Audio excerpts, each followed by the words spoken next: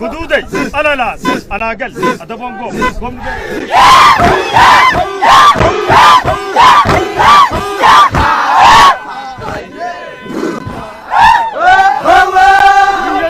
Mingadai, Hududai, Alalas, Anagal, Adabongo,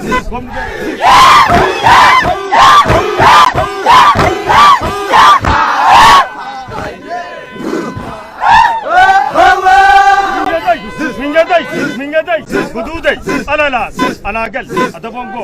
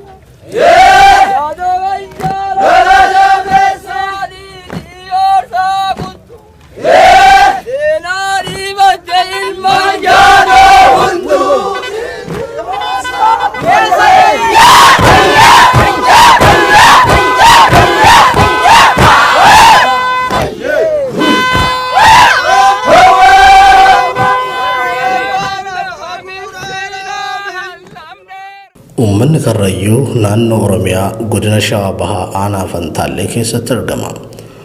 Oromoon Karrayyuu uummata aadaasaa jaalatuu fi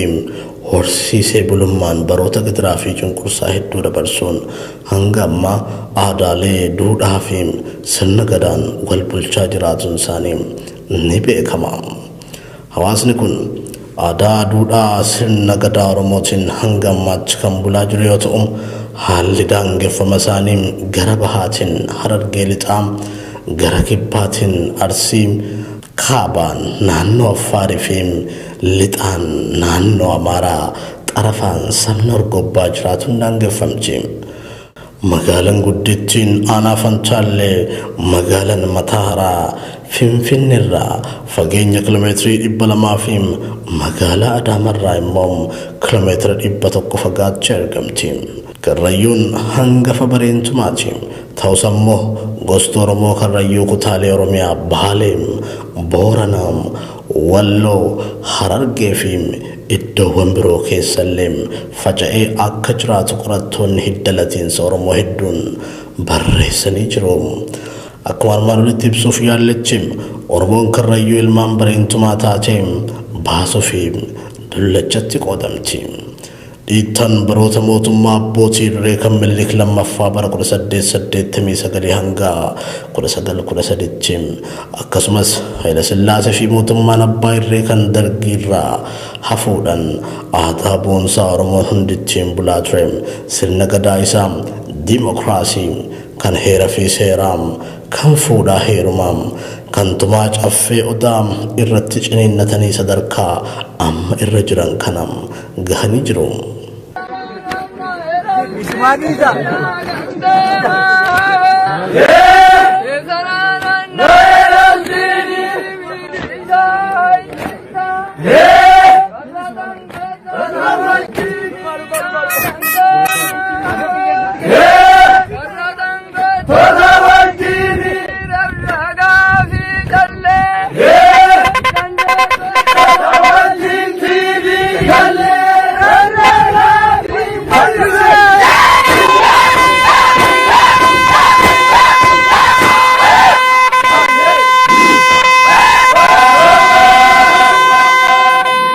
Karrayyuun aadan bultiin aadan kunis kan gosa yookaan tuutnitti wal to'atu badiisa hamaam arraba hamaam hanna hamaam abbaa fi haadhaaf yoo ajajamuu didan abbaan warraa dhiibbaa guddaa yoo haadha warraa isarratti geessise sirna gadaa keessatti yoo waan ajajame didem warra soddaa isaa yoo arrabse safuu aadaa yoo cabse gargaarsa nama rakkateef yookaan tuuta isaaf yoo gargaaruu didee fi kan kana fakkaataniif gosti hundinuu mataa isaaniitti damiina yookaan hayyuu gosa isaaniitiin wal bulchuu fi gadaa jaalatamtuu kabajamtuu fi beekamtuu tuuta shananiin kan akka dirmajjii meelbaa michillee halchiisa yookaan duuloo fi roobalee ta'anii hangaarraan tunachee ittiin bulaa jiru. Heera fi seera Oromoon tumattee uumamaan qabdu kan haalawwan addunyaan har'arra jirtu wal qabsiisee yoo ilaalle iddoo baay'eetti walitti dhufa. Fakkeenyaaf adabbiin nama seera cabsee seera mootummaaleen addunyaa amma qaban wajjin wal fakkaatadha. Dhalootaa gara dhalootatti dabraa har'a gahee jira. Sirni gadaa akkuma Oromoo hunda biratti beekamaa ta'e waggaa 8 wal harkaa fuudhu. Marsaan gadaa tuuta tokko waggaa 40 naanna'ee dhufa. Kunis aadaa Oromootaa akka Maccaa fi Tuulamaa, Gujii fi Booranaatiin wal fakkaata. Kan namatti tolu keessaa waa'ee aadaa yeroo jennu dardarri Karrayyuu kan ittiin beekamu uffannaa aadaa fi gunfuraan beekama. Akkasumas dubartiinis uffannaa aadaa dubaraa fi kan dubartootaa heerumaniin kophaa isaaniittiin beekamu. Kana qofa osoo hin taane gama nyaatatiin nyaanni marqaa aannanii fi dhadhaan urgeeffame bachoo kukkutaa fi bocola nyaachuudhaan beekamu. Baroota mootummaa abbootii irree Minilik lammaffaa fi Dargii keessa bokkuu Oromoo gadaa Oromoo cabsuuf yeroo turanitti uummanni Karrayyuu qabsoo guddaa taasisaa akka ture manguddoonni ni dubbatu. Keessattuu bara mootummaa abbaa irree Dargii aadaan isaanii hundi akka hafuuf daangaan isaanii gara naannoo Amaaraatti akka cituuf dabaa fi shira guddaa kan xaxaa ture mootummaa Dargiiti. Uummanni Karrayyuu karaa daangaa hundaan lollitti jabaatullee aadaa ofii akka gadi hin dhiifne murteessuudhaan dhaamsa walii dhaaman irratti ciniinnatanii dhaloota amma jiru kanaan ga'anii jiru. Qabeenya uumamaa kan akka Haroona Gobaa yookaan Basaqaa fi gaara Fantaallee kan dheerinni isaa kiiloomeetirii 207 dheeratu akka alagaaf hin kennamne ga'een hawaasni Karrayyuu taphate keessaa isa olaanaa fi gonfachiisaadha. Karrayyuun yeroo lafti qonnaa warshaa sukkaara mataa haraaf irraa fudhatamee kaaftee jecha tokkoon xumurti. Kunis abaa dirbiyyoo shankooraan gobbu malkaan gobaan jedhaniin gabaabatti xumuru. Karrayyuun baroota dhiphuu sana keessa Oromoon biraa coftiin ni marxifata waan itti fakkaatu fi namni surree uffatee gaafa dhufu kuni abbaa qofooti jechuun aadaa keenyaa miti. Oromoon gunnuffeen uffatu jechuudhaan baroota dheeraaf lagachaa turaniiru. Sababiin kana jedhameefis yeroo dhiibban karaa daangaarratti geggeeffamaa ture sana gargaarsi mootummaa abbaa irree yeroo sanaa Dargiin gootota fixuu fannisuu fi akka isaan waraana deeman dirqisiisee ture. Kanaaf saba biraa waan of biratti hin beeyneef aadaan nyaataa uffannaa akkasumas marsaan gadaa isaanii tokko waan ta'eef kanuma keessa taa'uun tokkummaan uummata Karrayyuu akka cimuuf dhageettii ijaarsa hayyoota gosaa yookaan damiina fi abbootii gadaa warra gadaan harka jiru doorii yookaan gabalaa dhagahuun diinota isaanii ofirraa ittisaa turaniiru. Yeroo eebbifatan tokkummaadhaan wal harkaa fuudhuun eebbifatu. Eebba doorii yookaan gabalaa yookaan warra gadaa harkaa qabuutan akka fakkeenyatti kaasuun ni danda'ama. Minyadai, godudai, rumni mirga, dirreen dannaba, adaboongoo, goomni keeras, alalaase, alaagali, dandotai, sindandain, fantaallitai, guddadhu, boosatai, mul'adhu, doobbiitai, diina gubim, odaatai, firii baasi, firaambooni, oromootai, bal'adhu, fantaallitai, mul'adhu, dandetai, sindandain, itti cibri, cibraa dhoosi. Qabadhu jecha wal eebbisuun. Mingadai, Gududai, Alalas, Alagal, Adabongo, Gomnigar, Dandatai, Sindadai, Gobitai, Dinagu, Naitatai, Murajam, Ibraros, Ormeatai, Balat, Santanatai, Buddhat, Itatai, Gurmubas, Edatai, Tijik, Abad. Anam Fantaallee maqaa gaara guddaa Fantaallee jedhamurraa moggaafame. gaara kana ijjilaalteen qooftu gaara uumaan bareechem kamukkeen akka bir'eensaa ejersaa dheekkaa harooressaa biluu saphansaa fi dareemoo urgooftuu looniin soora garaa qalbii qabu faxoorra ta'e dhaabbatu labba galeessa wadhakkaan kurfateem hoggaa karaa guddaa Itiyoo Jibuutii deemu dhuftee gubbaan tabba qorkeetti hirkachem halaalaa mul'atu magaalaa guddoo biyyattii Finfinnee irraa kiiloomeetira 200 fagaatu jaalalti Karrayyuun gaara kanaa qabdulleen waadi biliim hoo eebbisulleen fantaalle tahii guddadhu mul'adhu ja'am kanaaf aanaa fantaalle jedhameem moggaafameem ummata arjaa garaa aannanii nyaara godhuu mana darbi'ii tiffataa gaalaa looniim karra sadeeniim warra supherraa gadaa luba leellifatee gadaan oolee buleem warra jilaatim kasirna gabroonfataa hundaa takkaareem gadaa isaan mangaheem uffataa sabbooqaa waallu'uu jaana'oo hidhataa billayaa qabataa eeboo gaachanaam ciicoo daraaraa abbaa gaadiim abbaa karraa kadambooban oolee bulu Oromoo Karrayyuu jedhamuutum aanicha ukkaamsee argama.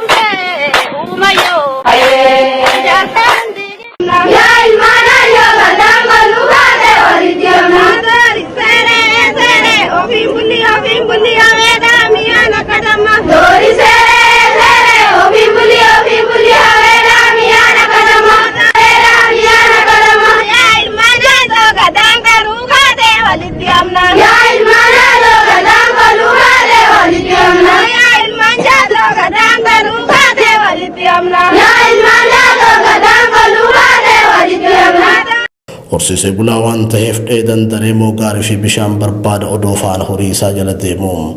rakkoowwan hedduu mudata.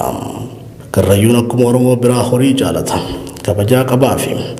beelaa waliin beela'eetiin dheebotanis waliin dheebota. Gaafa isaaniitiin usaaya garaa isaanii fi michuu dirra isaanii odoo laaluu diinan walitti dirama. Uummata kana sababoota garaa garaatiin bitti isaanii harkaa saamamtee luka fageeffatee dheeduu dadhabee horii isaa waliin gadadamaa jira. Kunis gama bahaatiin paarkii biyyoolessa Awaash lafa hektaara hedduu harkaa fudhatee ijaare yoo horiin seenee ni kafalchiisa. Gama kibbaatiin warshaa sukkaara mataa haraatuun irra dhaabbate. Lafa dheeda gaalatiif taatu bal'oo martii warshaan sukkaara mataa haraa ka Hoolaand ijaare irraa kaasee beenyaa tokkoon alatti fayyadamaa jira. Bakkeen tun martii hoo jedhamtu isiinis lafa gaalli yeroo bonaa taa'u lafa magariisa bosona uffatee fi afaan laga Awaash waan taateef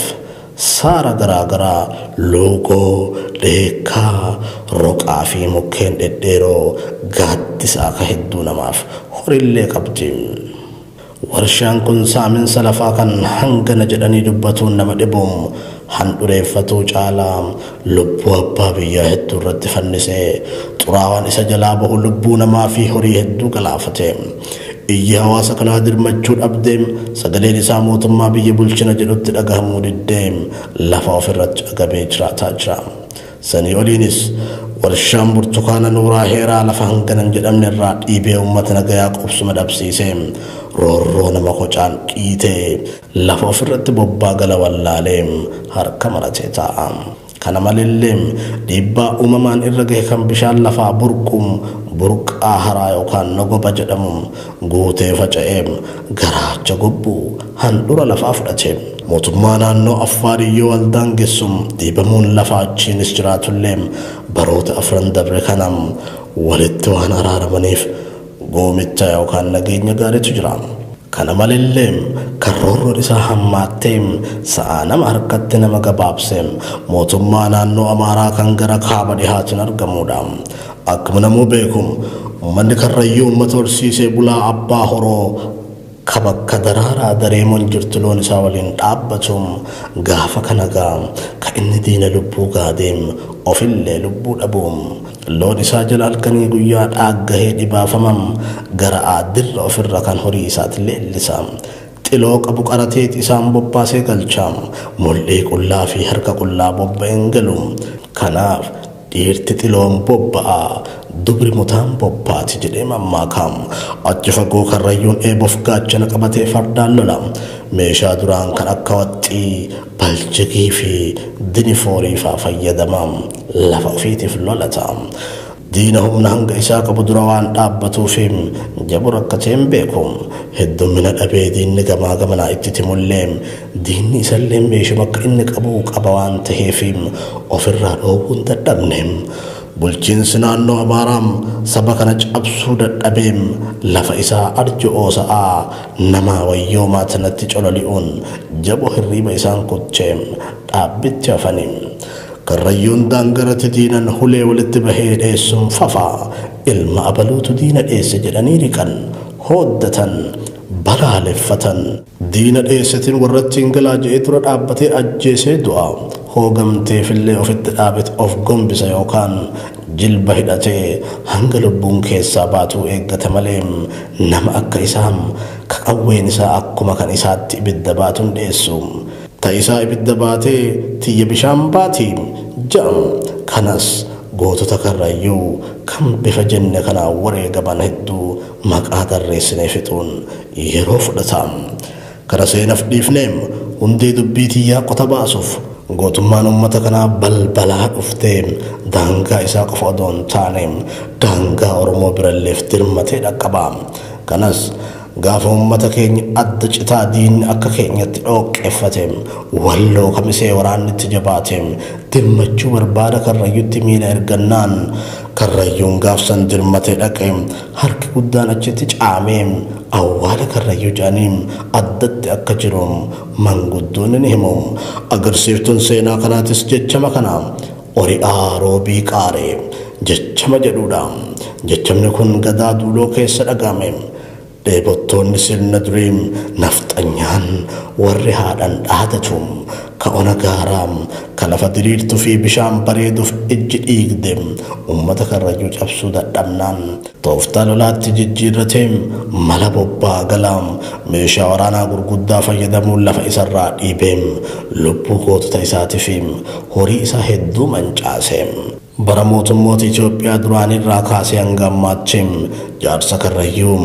dargaggeessa haadholii fi horii isaa hedduu miidheem rakkoon daangaa har'an jiru qaataa jira ani amma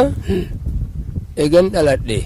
dhaloonni kiyya amma eganan afaan baree amanni kiyya 70 guute anam ani maalaan rakkadheen kijiba nagaan qaba rakkoon daangaa har'a nutti hin jiru qaataa nutti jira dhaloonni keenya la sillaasee keessa kasaniin duratti dhageenye kalafa nutti dhiphise jammara gaafa mootummaa la sillaaseti gaafa dhangaalatis gaafa dhalloontis ka an beeku bitti arroolle amaaran addaan uumama rabbitti amaaran addaan qabna inuma teenya numa dheenna balaan achirraa nutti kaate gaafa la sillaasen jiru mootummaa la sillaaseti ka jammaraa nu jammare ka jammaraa rakkoo nutti uume gaafa burkuttee nurraa fuudhe ka biyya burkuttee biyya gobbu limaadii dhaabe manguddoon teenya isatti abeetotaa deemti lafa nurraa fuudhuu murannaan abbaa lafaa risti guurtii warra alda gabreen irraa kaasetan gumaa burkuttee lafa isinii gumaa kafala je'ee jajjabaa qollarraa qabee carcar mataa gubbaa deebi'ee gaara borcataa deebisee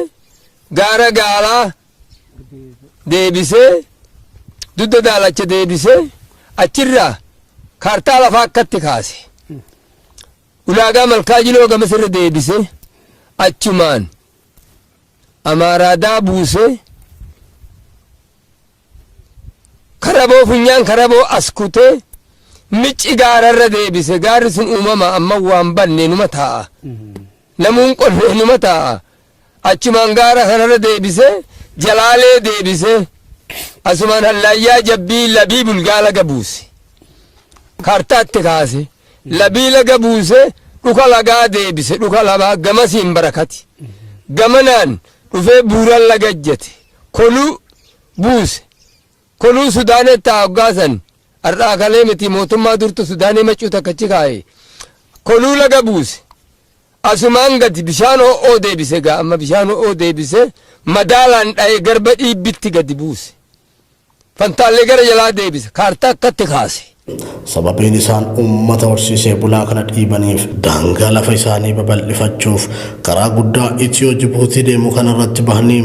daldala garaagaraa keessa galuuf hawwiin isaanii hanga aanaa kana gara naannoo Amaaraatti deebisanitti hiixatu diinummaan isaanii kan diina birarraa addaa jedhu manguddoonni Karrayyuu. Tooftaa lolaam gabaroota kunnan dabre eegalim kan waraana leenjisee bobbaasu dhaddoota lafa Karrayyuu waraana irratti buusee ciru tissee loonii akka jiiltuuf mataa bobbaatti ajjeesu poolisii humna addaa naannoo Amaaraa qubsiisee lafa abbaa qabdu irratti taappeellaa naannoo Amaaraa jiru dhaabu. Humnoonni naannoo isaanii kun meeshaalee daangaa biyyattiitiin eeganiin uummata tiffataa lafa abbaa isaa irratti ficcisiisu. Lafa qorkee jedhamtu irratti karaan kan mootummaati jechuun raayyaa ittisa biyyaa poolisii federaalaa fi humna addaa naannichaatiin eeggatee magaalaa daldalli seeran alaatii fi kotorbaandiin keessatti raawwatamu kan mootummaan naannoo Oromiyaa to'atuu hin dandeenye taasifatee jira. Ammatti dubbiin shiftoota fi dheebottoota sirna durii kan naannoo sanii uummata Karrayyuu qofaaf osoo hin taane Oromiyaa bakka lamatti baasuuf karoora sirna bilxiginnaa ta'uu kamiin guddaan hawaasa keessaa ka'aa jira. Tibbana lola hamaatu deemaa jira. Hawaasa Karrayyuu wajjin qindoomina uumuun Oromoon ituu aanicha keessaa fi gama baha aanichaatiin jiraatu. Tuulamni gama lixa aanichaatiin aanaa boosat keessa jiraatu fi arsii aanaa boosat nuuraa heeraa hanga martiin dirmachuudhaan qindoominaan faccisa cimaa irratti argamu. Lola qindaayaa itti fufiinsa qabu kan waraanni sirna leelliftoota durii tooftaa saayinsii waraanatiin meeshaa gurguddaa akka isnaayiparii matarayyaas fi fanjii fayyadamee duguuggaa sanyii godhaa jira. Kanas mootummaan biyya bulchina jedhee dhaadatu ijarraa moora haqatee tumam cal'isee ilaala. Garaan sa'a ciisoo kan sa'a ejjetuuti jedhanii mitire weensoo jannatanam deddeebanii horaasan waan isiin baatum waliinuu beekna jechaatuma dabarraa. Mootummaa uummanni inni bulchu lafa tanarraa duguugamaa jirum kadaangan isaa dhiibamaa jirum kaas deebi'u biyya bulchina jedhum ka biyya harkaa diigamaa jirtu cal'isee daawwatuun maal haa jennuun gaaffii hawaasatiin. Uummanni rooba garaacha waaqaa eeggatu kan ganna lubbuun itti deebitee bonaahuu horii isaa waliin dhaaggahee bifaa birfa dhabu beelaa dheebotaan hoggaa waraana leenji'aa mootummaa naannoo Amaaratiin dhuman garaatu nama laalateem lafetti gadi nama dhukkubaam. Gama aanaa Fantaalletiin lafa bulchiinsi mootummaa naannoo Amaaraa dhuunfate halaallu malkaa jiloo ulaagaa xininjii haroo arbaa micciim haroo diidaa qonyem qorkee arroolleem wanjiim doddotii gudduum harooressa bal'aam harooressa qal'aam funyaan booraa fi funyaan waangayyoo fa'aam. Gama aanaa boosatiin immoo waadileem dudda daalachaam fossoo gabaaraadaa calalaqaa fi qilee arbaa fa'aadhaam. Biyya teenya hundaa nurraa fudhachiisan siyaasa humna nurratti jeesanii mala nurratti nutti baasanii raawwannaan biyya teenya hundaa nu dhaalchisan. Eessatti addaan deebina ogaa jettee dudda daalachatti addaan deebina. Dudda daalacharraa ka'ee haroomaa diggarraa ka'ee isaan qannaarree ja'aniini hama dhaga nuti aadee laala jennaani aadee laalarraa ka'anii isaan hama dhagar ja'aniini nuti ulaagaa jennaani ulaagarraa ka'anii Amaaradaa deebine isaan immoo dingaa karaboo jedhanii nuti immoo haroo qunxiif funyaan dhiiga jennaan nuti funyaan dhiiga jennaan achirraa deebisee mici goda isaan fashashaa mici jedhan isaan nuti immoo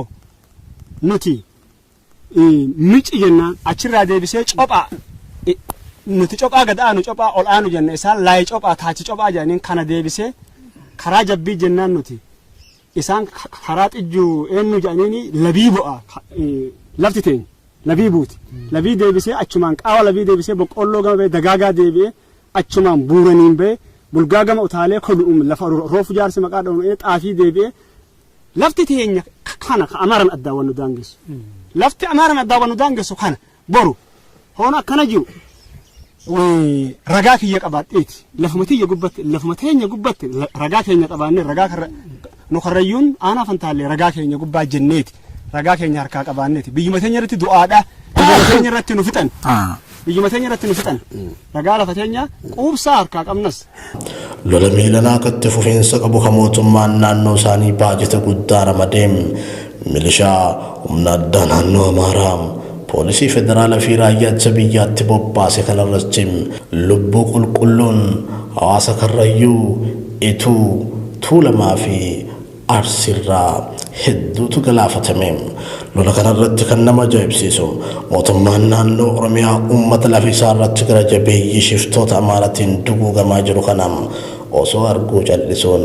akka dubbii milaan milchitee ilaaltu si dirqamsiisa uummata horsiisee bulaam gidee isaa faana dhibaafamu buleessa kaakilee baabileerraa karraa bitimaa isaa to'atuun alam waan biraa hin jabareessine kanam ilkilaaloon qoree gamaa gamanaa itti jetteem arraba ilkaan lamaa walakkaa taheem qilxipha duula diinaa wayyifataa jiraachisuun raajidhaam miila kanam Karrayyuu dhaba lubbuu fi muhurii isaaniitiin ala lafa ulfinaam lafa jilaa fi waakkadhaa hedduutu jalaa diinan dhaalameem akkuma beekamu uummanni Karrayyuu qaalluu bokkuum warra hoodaa fi gameessa jalatti waaqa galateeffatu qaba lafti jenne tun amma nafxanyaa shinnaa ulfina Oromoo hin beeknen to'atamteem kasala gubanii waan irraa argamu meeshaa waraanaatiin bitataniim hawaasuma abbaa lafaatiin deebisanii waraanan dubbiin tun akka abbaa ajjeesanii ilma dhaalutu jedhu manguddoowwan Karrayyuu yoo dubbatan kanaafuu uummanni kun ammachiim humna rabbiitii fi dirmannaa uummata Oromoo bal'aa barbaada daangaan dhiibames kan Karrayyuu qofa osoo hin taane kan Oromoo guutuutiin gaafa uummanni horsiisee bulaan humnoota nafxanyaa fi shiftoota naannoo Amaaraatiin akka hundee mukaatti buqqa'eem akka baala mukaatti damirraa harca'uum Oromoonni dhiiga Oromummaatiin walitti yaa'eem hidda Oromiin walitti ejjetuum maal godhuu qabareem waliif dimmatuutum furmaataam dhiigni uummata kanaa guyyaa tokko galaana taheem diina isarraan garagaluun inuman oolamne jechaa dhaloota egeree dhufuuf seenaa heena fi battala dirraa tahee akka taa'u abdanna.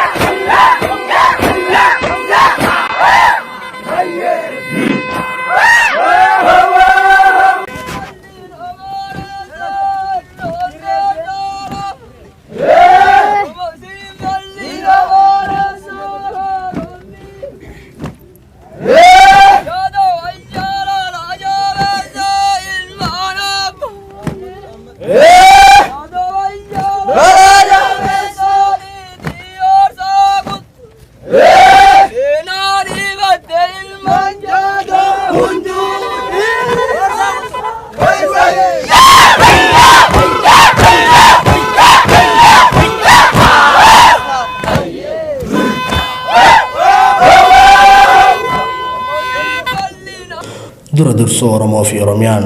itti aansun immoo addunyaan gurra qilaa ija banadhaa laalaam hawaasa addunyaafuu akka gola hambaa seenaatti ilaalamuun kan gafuun hegereen isaa baduu deemtu kanatti fuula deeffadhaa jechuun dhaamsa qophii tanaati. Dookumantaricha kan qopheesse isiniif dhiyeessem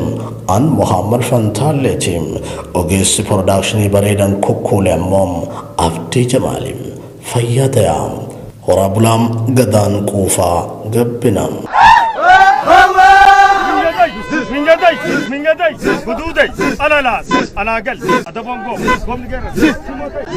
simi dandatay sindaday gobbitay dinaguf nenjatay murajab ibraros ormiyatay ballat fantanatay guddat citatay gurmubas ededatay ittijig qabat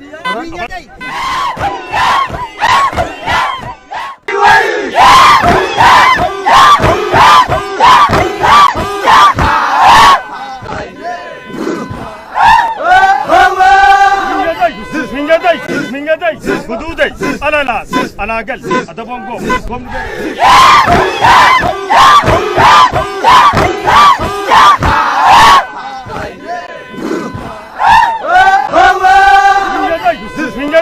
mingaday hududay alalas alagal adabongo gomnigera